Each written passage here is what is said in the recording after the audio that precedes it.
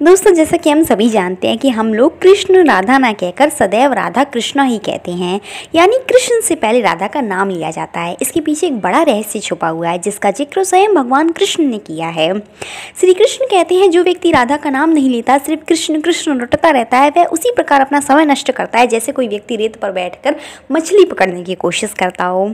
श्रीमद् देवी भागवत नामक ग्रंथ में उल्लेख मिलता है कि जो भक्त राधा का नाम लेता है, भगवान श्री कृष्ण सिर्फ उसी की पुकार सुनते हैं। इसलिए कृष्ण को पुकारना है तो पहले राधा को बुलाओ। जहाँ श्री भगवती राधा होंगी वहाँ श्री कृष्ण खुद ही चले जाएंगे। पुराणों के अनुसार भगवान कृष्ण स्वयं कहते हैं कि राधा उनकी आत्मा है, वह राधा में और राधा उनमें बसती हैं। कृष्ण को पसंद है कि लोग भले ही उनका नाम ना लें, लेकिन राधा का नाम जपते रहें। इस नाम को सुनकर भगवान श्री कृष्ण अत्यंत प्रसन्न हो जाते हैं।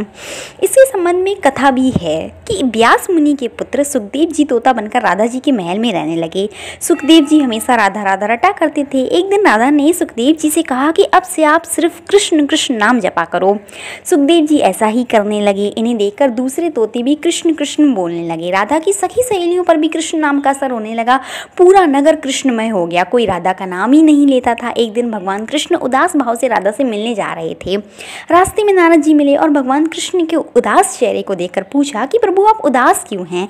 तो भगवान कृष्ण कहने लगे कि राधा ने सभी को कृष्ण नाम रटना सिखा दिया है, कोई भी राधा नहीं कहता, जबकि मुझे राधा नाम सुनकर ज़्यादा प्रसन्नता होती है। जब राधा ने यह बात सुनी तो उनकी आंखें भर आईं और उन्होंने सुखदेव जी से कहा कि अब से आप राधा राधा ही जपा कीजिए। उस समय से ही राधा का नाम पहले आता है और फिर कृष्ण का। राधा कृष्ण की तरह सीता का नाम भी राम से पहले लिया जाता है, क्योंकि राम और कृष्ण एक ही हैं और राधा एवं सीता भी एक ही हैं।